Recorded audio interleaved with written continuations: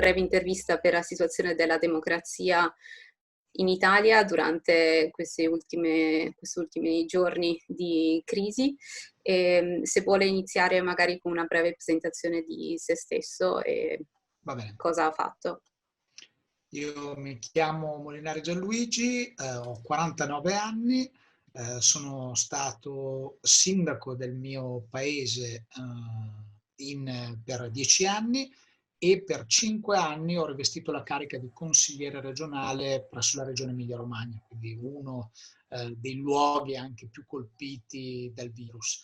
Da marzo sono rientrato al lavoro, io lavoro nel settore dell'edilizia, quindi mi occupo delle relazioni esterne presso una cassa edile di Piacenza e quindi sono rientrato lì proprio nel momento in cui, tant'è che adesso sono in telelavoro, in cui si è verificata questa emergenza.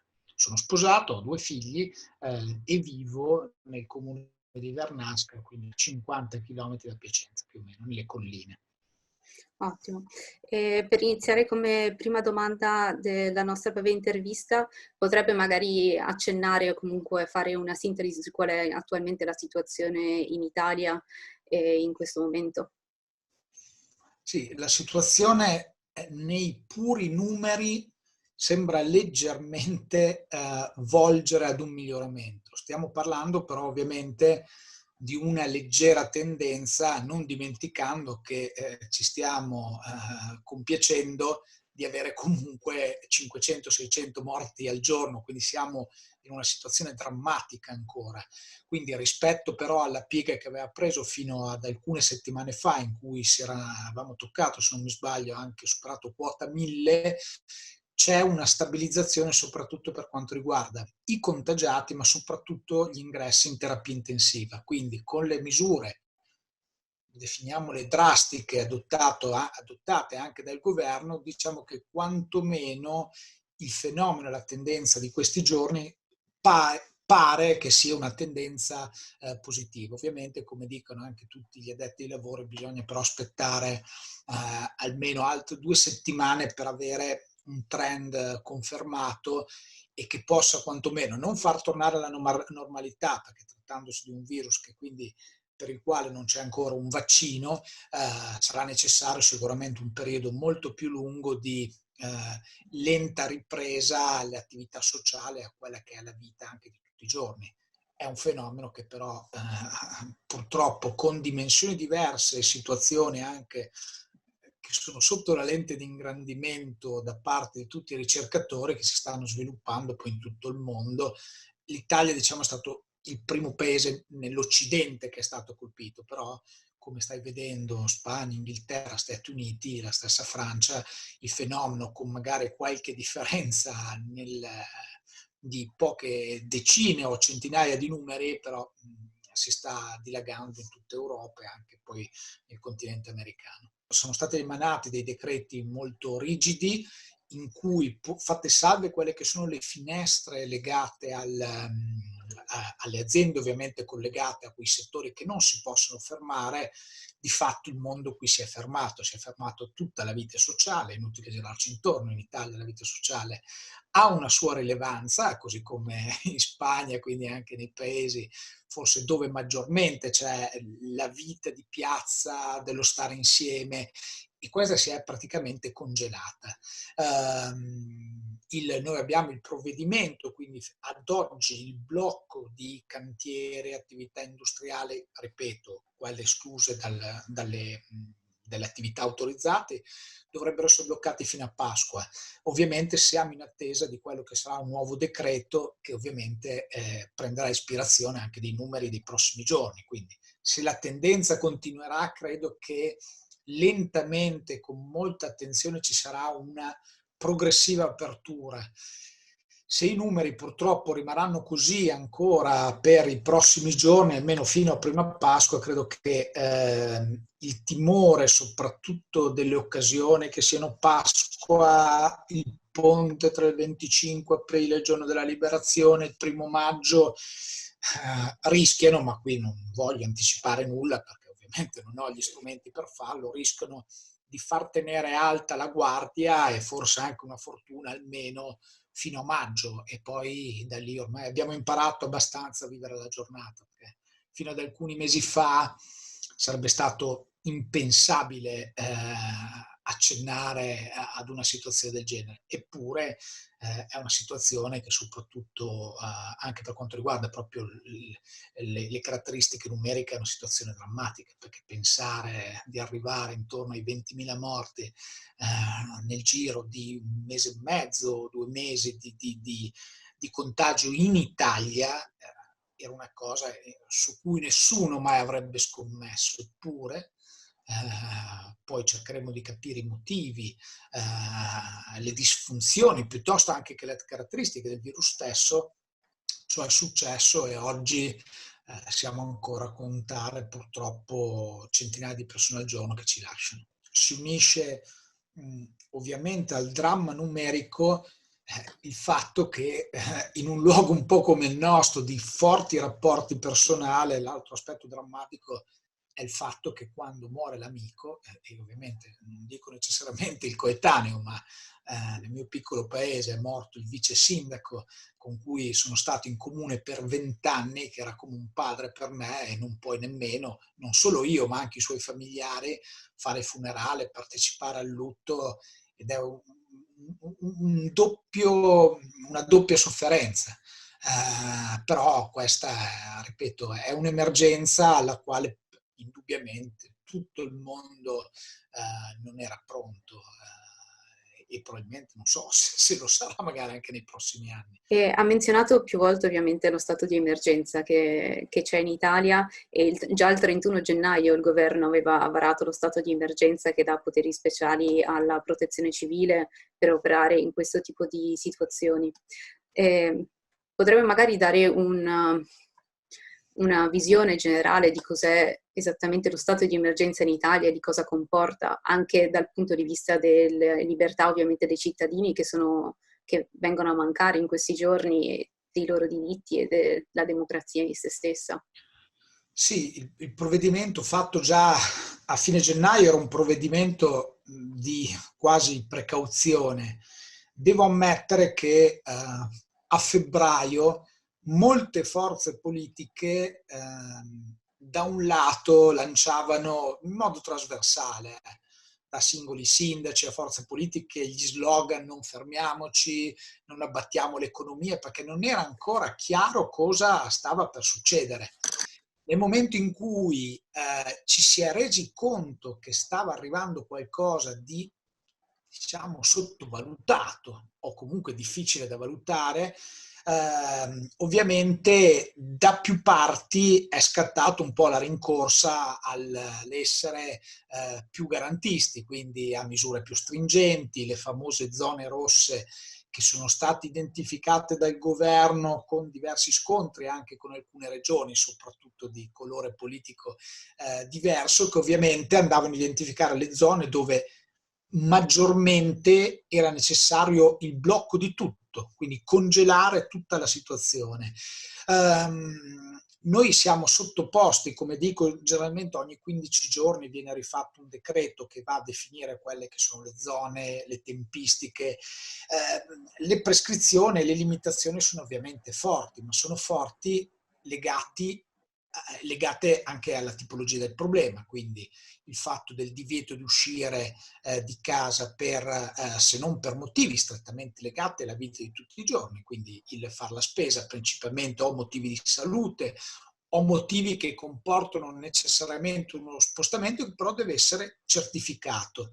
I controlli ci sono, perché anche le sanzioni che sono state sollevate sono molte. Capisco che non è semplice, soprattutto nelle città, dover far convivere magari anche in non tantissimi metri quadrati una famiglia di 4-5 persone, proprio per un meccanismo quasi sociale, se non psicologico, perché la convivenza non sempre è facile. E diciamo che sono sacrifici relativi, io credo che l'abbiamo già detto in precedenza, il numero dei morti è alto, la situazione è una situazione drammatica, anche con un numero così alto di morti non evocherei il concetto siamo in guerra. La guerra era un'altra cosa, cioè i nostri nonni hanno vissuto situazioni ben più gravi rispetto a queste. Indubbiamente è un fenomeno che ha un po' bloccato questa sensazione di onnipotenza che noi abbiamo. Non ci può succedere niente, miglioreremo solo le nostre condizioni economiche, eppure qui ci si accorge come il rischio può essere tantissimo, perché oggi stiamo parlando di emergenza sanitaria,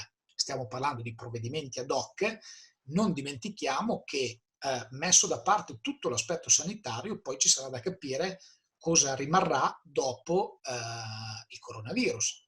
Quindi quanto la rete italiana è fatta di piccole imprese, quindi quanto le piccole imprese riusciranno a superare questa crisi. I provvedimenti annunciati sono provvedimenti importanti anche dal punto di vista soprattutto della fiscalità, ma anche della liquidità, che è il problema principale. Ci sarà da capire tutto il settore del tempo libero, che in Italia non è poco, dalla ristorazione ai bar, al turismo, ai viaggi, come saprà riprendersi, perché qui arriveranno indubbiamente delle situazioni in cui chi è più strutturato riesce a resistere, chi non è strutturato corre il rischio di capitolare. Quindi è una situazione particolarmente complicata a cui non eravamo abituati, però è sostenibile con soprattutto quello che ogni tanto, a mio avviso, stiamo un po' riscoprendo, che è anche il senso civico. Crede o comunque che ci possono essere anche pericoli in Italia dal punto di vista democratico? Comunque il Parlamento lavora a regime,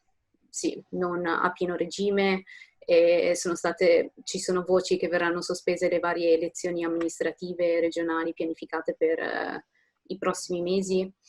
Crede che questo possa avere, cioè possa essere un pericolo dal punto di vista democratico oppure no? Allora, ma anche per mia indole, a me piace sempre sognare che momenti anche come questi siano momenti in cui possa uscire il lato migliore delle persone, quindi la responsabilità. Vedo che in un sistema politico come quello italiano, molto frammentato, proporzionale, di fatto mascherato, invece ognuno deve ribadire, segnare il proprio territorio cercando di negare il lavoro fatto dagli altri. E ripeto, sarebbe una cosa che potrebbe tranquillamente capitare a parte inverse, è un fatto proprio del nostro sistema sociale. Se vedo i miei colleghi in regione, credo, non so il Parlamento cosa stia facendo, ci stanno attivando per quanto riguarda anche la possibilità di esercitare l'attività democratica tramite, adesso non so se è smart working o se sarà smart policy, adesso non so come possiamo definirla. E pur non essendo un amante del non contatto fisico, perché comunque il momento in cui ci si trova, ci si confronta è fondamentale, in situazioni di emergenza l'attuale tecnologia consente alla democrazia di andare avanti.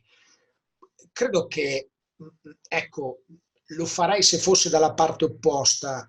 Se serve, va bene spostare di alcuni mesi le elezioni amministrative piuttosto che regionali, perché questa è una situazione straordinaria, quindi se per dire bisogna spostarle in autunno, ecco, credo che sia molto peggio assistere a situazioni come ho visto in Francia, se non mi sbaglio, no, elezioni amministrative fatte proprio nel pieno dell'emergenza, almeno della percezione dell'emergenza, in cui la partecipazione è stata bassissima. Quindi io auspico, perché la democrazia è bella quando è partecipata, quindi se c'è da aspettare alcuni mesi, ripeto, è una situazione straordinaria, quindi credo che sia tranquillamente fattibile. Ovviamente starà a noi, ecco, vabbè, innanzitutto a superare questa fase, però ad evitare quelle che sono le tentazioni magari di provvedimenti molto forti dal punto di vista anche delle restrizioni delle libertà personali. Ovvio, perché dico che sta a noi, perché se il popolo italiano, come se i popoli europei e mondiali dimostrano di avere sensibilità e comunque anche attenzione per il prossimo, quindi rispettando quelle che sono le prescrizioni, non ci sia bisogno minimamente né dell'esercito in strada né di pattuglie dei carabinieri o della polizia ad ogni angolo. Secondo me sta a noi questa cosa di evitare questa creazione di uno stato di emergenza. Ho visto per esempio i provvedimenti nel dettaglio, mi fermo ai titoli, però i provvedimenti anche adottati in Ungheria, mi sembra che sia la scusa per ribadire un'impostazione politica che già era latente nella forza politica anche che governa l'Ungheria stessa. Il fatto di dare i poteri speciali, bloccare la libertà di stampa, mi sembrano assolutamente sproporzionate. Poi ovviamente veniamo alla stampa, sarebbe interessante cercare di alimentare il dibattito e magari contenere un po' quella disinvoltura nel dare informazioni che spesso si rivelano inesatte. Io da almeno 2 settimane vedo titoli su anche quotidiani nazionali, trovato l'antidoto, che io sono l'ultimo degli arrivati, però io li leggo con spirito critico. Immagino mio padre che ha 87 anni, ovviamente si convince, come mi ha detto anche lui, ma hanno trovato l'antidoto, si convince che comunque la soluzione sia stata trovata. Quindi ecco, un po' in tutti i settori un po' più di responsabilità secondo me non ci portano ad un crollo delle nostre libertà. Ovvio che se tutti beatamente se ne fregheranno delle prescrizioni e delle indicazioni anche governative, beh, allora purtroppo arriveremo a dover aumentare i controlli. Ecco, spero a non sopprimere la libertà personale, quantomeno di pensiero, anche di parola, che ovviamente ci porterebbero verso un passato che credo almeno nessuno voglia più ripercorrere. Potrebbero esserci anche opportunità per la democrazia stessa in Italia, magari per un futuro, per migliorarsi, ad esempio citava magari forme di telepolicy o Sì. come si possa chiamare, che stanno già prendendo piede in Emilia-Romagna. Sì, secondo me è comunque un'opportunità. Io sono amante delle cose nuove, quindi anche delle sfide. Lo vedo dal punto di vista della scuola. Noi nella mia attività di sindaco, di consigliere regionale, più di una volta abbiamo sollecitato il mondo della scuola per quanto riguarda anche soprattutto sulle lunghe distanze, sull'e-learning, piuttosto anche sulle lezioni a distanza. C'era sempre una chiusura, non si può fare. Ovviamente in questa fase lo vedo con i miei figli che regolarmente, quindi anche con insegnanti che si impegnano, stanno tranquillamente facendo lezioni, stanno aggiornandosi, vengono tenuti anche sotto pressione, vengono fatte le prove. Magari non è tutto perfetto, però questa fase deve dare degli insegnamenti e soprattutto un buon utilizzo dello strumento anche tecnologico.